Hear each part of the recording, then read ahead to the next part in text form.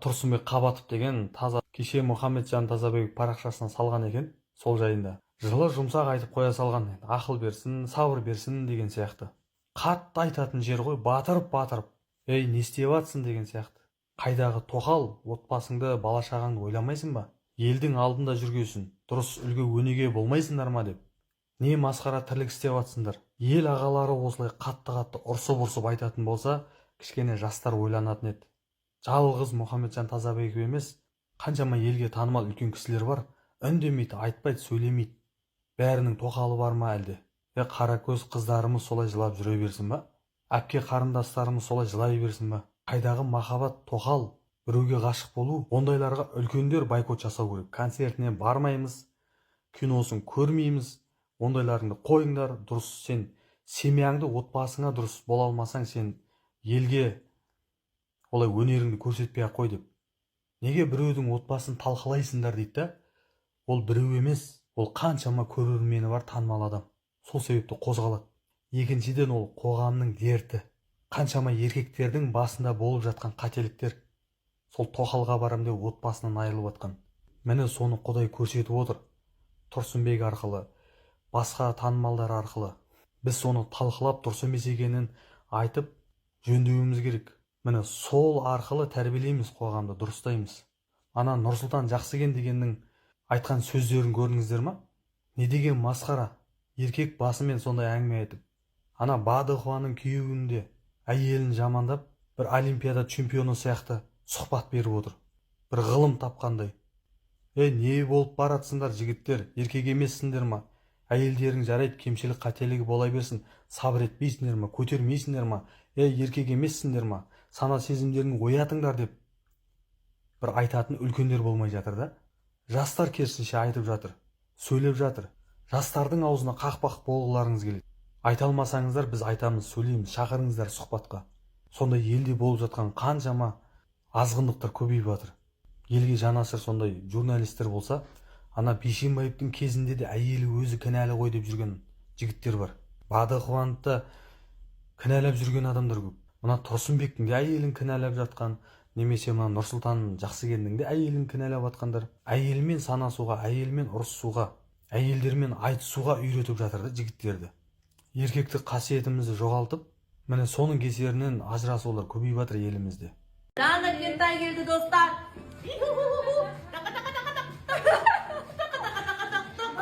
Дана Кентай косметика шығарды, достар. Егер де сіз Дананың косметикасын қолданатын болсаңыз, Дана сияқты жас көрінесіз, аппақ боласыз, балғын тері мені көтендей. Табиғи түрім. Исай. Красота ғой, но. Мынаны қай уақыттарда себем? Күніне 3-4 рет сепсеңіз болады. Өзіңіз қараңыз, қолыңыз кір болса да, басқа болса да, ойбай кремді бүйтіп жағамын демейсіз да? Өстіп жаға бересіз, конечно. Мойныңызға, любой жаққа. Как вам? Мен жағыла берем. Жағу деген менің екінші атым бой десеңізші. Зор ма? Зор. Ну, как база под макияж ретінде қолданса болады, или завершение макияжа ретінде макияждан кейін жақса да болады. Да, макияждан кейін қалай жазды? Болады, еш нәрсе болмайды, мен жағып жүрмін. Қолыңызға да бүйтіп жаға бересіз, видите, өзіңізге. Өте ыңғайлы екен, иә? Мен үшін көріп тұрмын, құтты болсын, табысты болсын, отандық өнім ғой енді бұл. Өзіміздің таныстардан бір нәрсе не толып жатса, Дана ешқайда қашып кете алмайды. Обычно Кореядан тағы жақтан алдыртып жатамыз, ол кім шығарып жатыр, кім сатып жатыр білмейміз, онлайн алып отырамыз. Бір нәрсе не толып жатса, ұнамаса Дана деп айта аласыздар. Күндіз де түнде де қолдана бересің. Құтты болсын, Дана, табысты берекелі болсын. Қуаныштымын.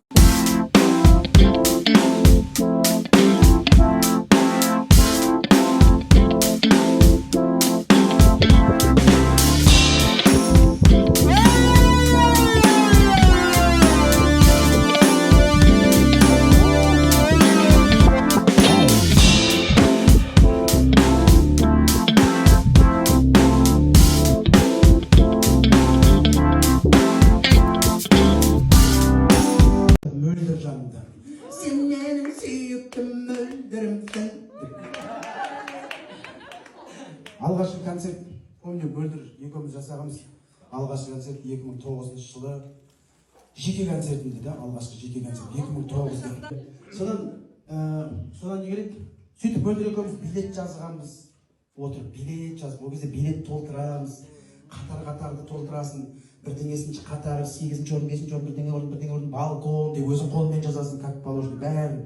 Содан кейін ол билетті апарып конгресс-холлға кассаға тапсырып. Концерт пирамида, бірақ касса конгресс-холлда өзі сондай болды ғой бір уақыттары. Кассаның конгресс.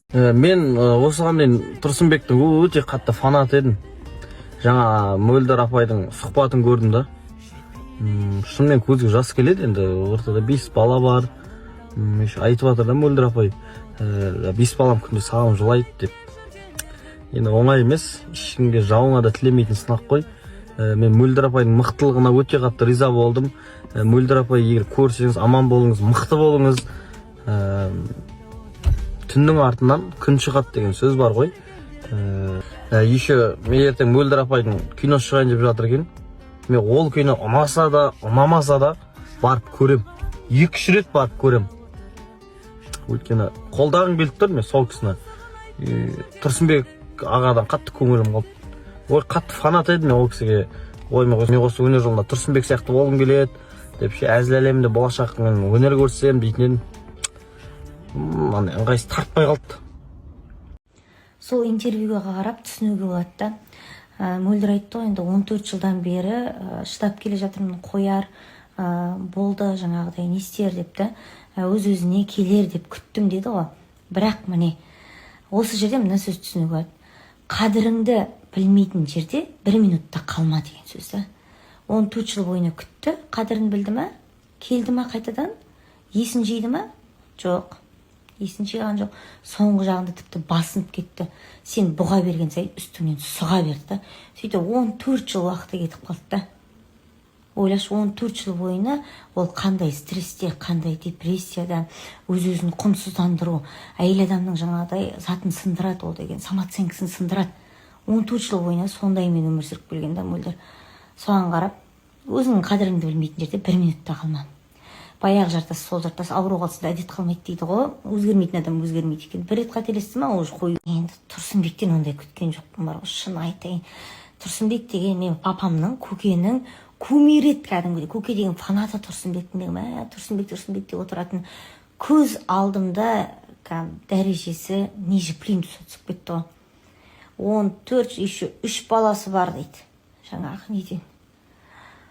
Қалай олсында өзде қыз өсіріп отыр, мамасында бір әйелді жылатып қойып, жаңағыдай қылып та, өрімдей қылып 21 жасында алған Мөлдірді.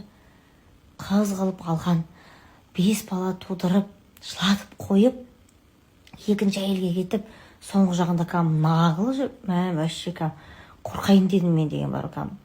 Қыздарымызға қорқайын дедім ғой мен. Сол интервьюға қарап түсінуге болады да. Мөлдір айтты ғой, енді 14 жылдан бері шыдап келе жатырмын, қояр, болды жаңағыдай не істер депті. Өз-өзіне келер деп күттім деді ғой. Бірақ міне, осы жерде мына сөз түсінуге болады.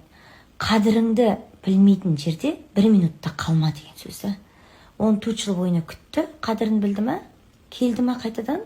Есін жейді ма? Жоқ. Есін жиған жоқ. Соңғы жағында тіпті басынып кетті. Сен бұға берген сайын үстіңнен сұға берді. Сөйтіп 14 жыл уақыты кетіп қалды да. Ойлашы, 14 жыл бойына ол қандай стрессте, қандай депрессияда, өз-өзін құнсыздандыру, әйел адамның жаңағыдай затын сындырады, ол деген самооценкасын сындырады. 14 жыл бойына сондаймен өмір сүріп келген да Мөлдір. Соған қарап, өзіңнің қадіріңді білмейтін жерде 1 минутта қалма. Баяғы жартас, сол жартас, ауру қалса да әдет қалмайды дейді ғой. Өзгермейтін адам өзгермейді екен. Бір рет қателесті ма, уже қою. Енді айтайын, мына жерде енді хотя бы Тұрсынбек ажырасып кетіп, содан кейін барып басқа әйелге үйленсе, онда уже ажырасып кетіп үйленіп отыр ғой дейсің. Мына жерде әйел үйінде отыра тұра, әйел көніп күтіп отыр әлі де. Бала шағамыз бар ғой, елге жұртқа ұят болмайық, Тұрсынбектің дәрежесін түсірмейін деп Мөлдір үйінде 14 жыл бойына күткен да. Ал ол ана әйелге 3 бала тудырған дейді. Әйелінің үстіне әйелмен жүріп тұр ғой енді. Бұндай еркектердің түбі неге алып баратын айтайын. Қазір жас, билік бар, жаңағыдай жастығың бар, әлде абыройың бар деген сияқты. Бірақ менің айналамда да, өзімнің көзіммен көрген нәрсені айтайын деп тұрмын. Менің айналамда да ондай адамдар бар. Не болды? Айтайын ба?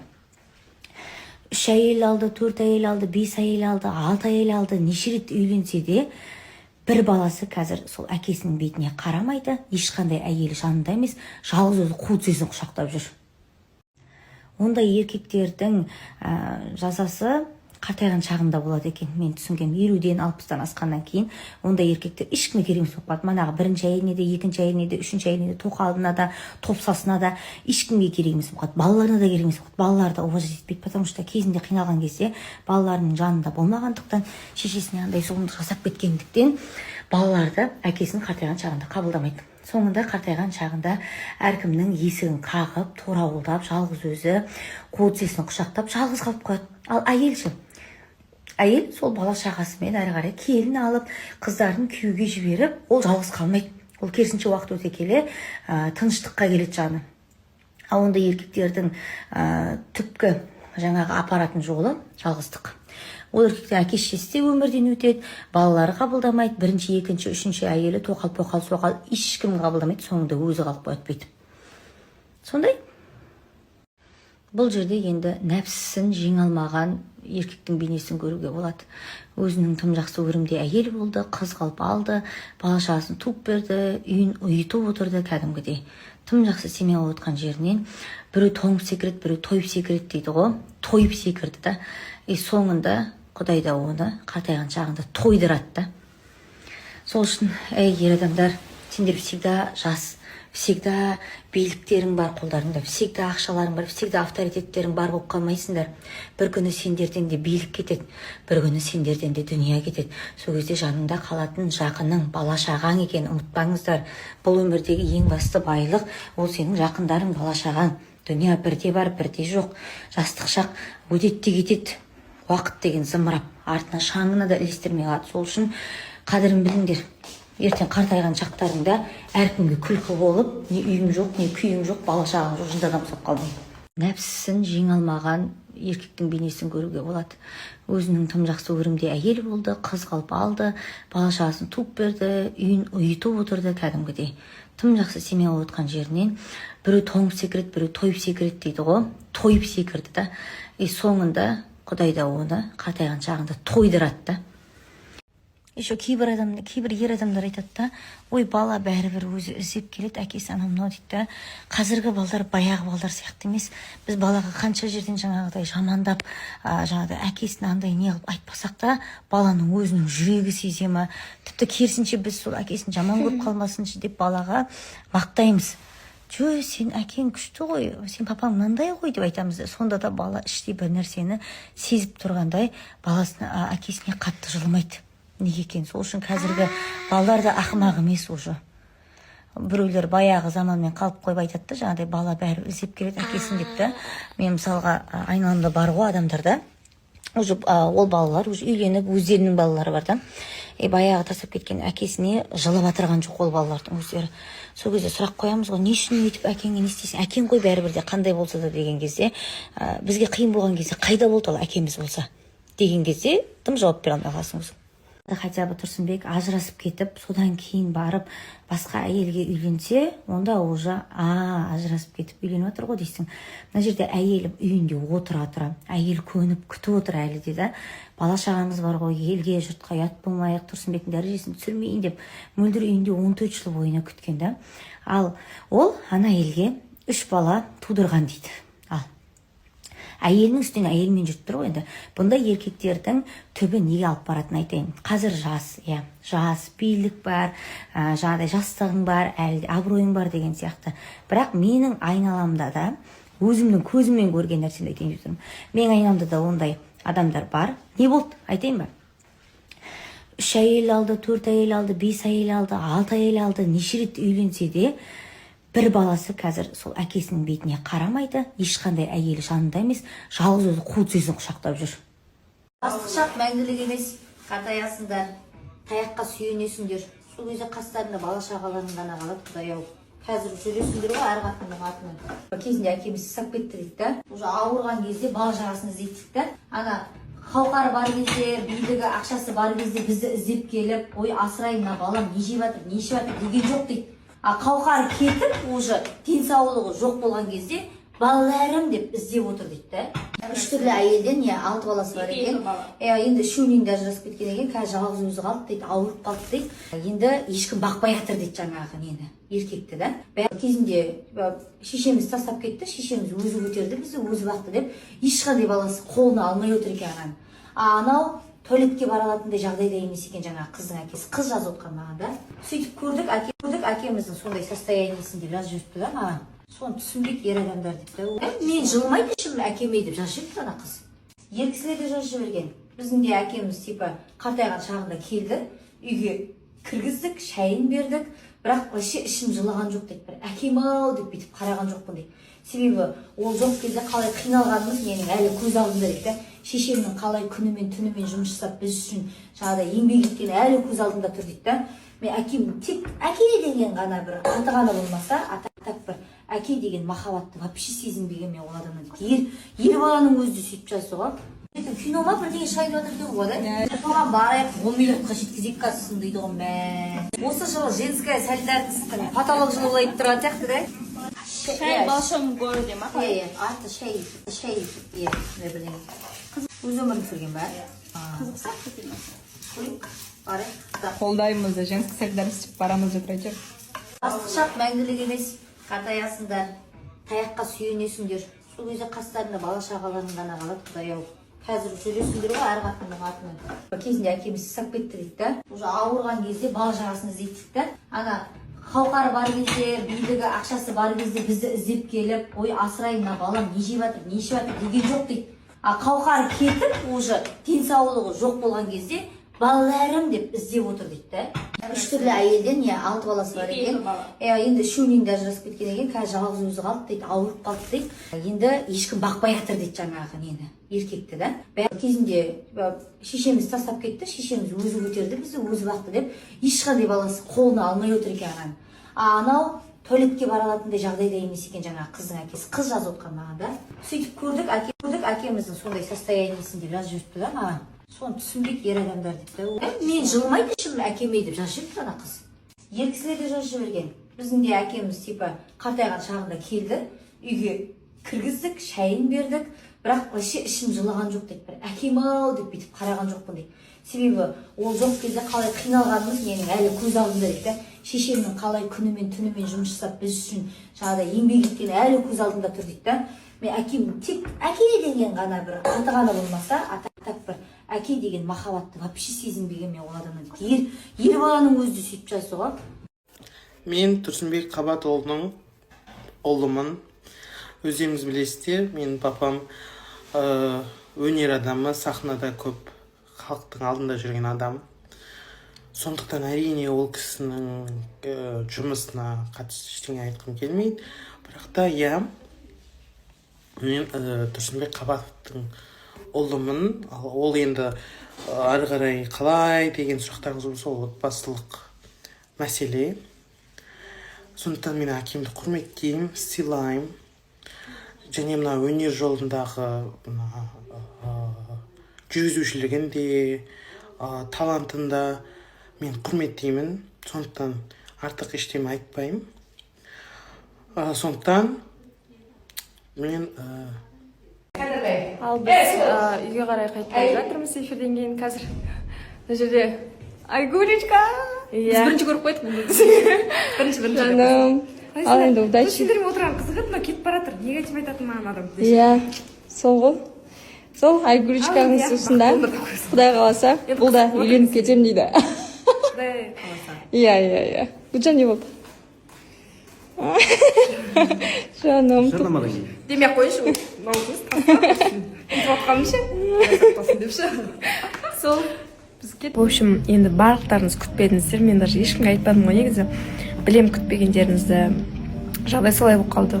Қосылаққа кірдім бүгін енді қатысушы болып деген сияқты ғой. Жаңадан өмір бастайын деген сияқты. Сонымен Айдони маған осындай гүл жіберіп үлгеріпті. Жалынам көп рахмет. Как всегда әдемі запискасымен бірге. Солай енді шынымен қазір тамақ ішіп отырмын. Тамақ ішіп қазір үйге қайтамын. Сол. Жаңағы осы болып тұр енді пока. Сіздер жазып кетіңіздер, өздеріңіз қалай ойлайсыздар, ойларыңыз қандай деген сияқты. Енді осы сезонда маған шынымен де тұрмысқа шығып кете аламын ба екен, өзіме интересно болып отыр енді. енді көреміз.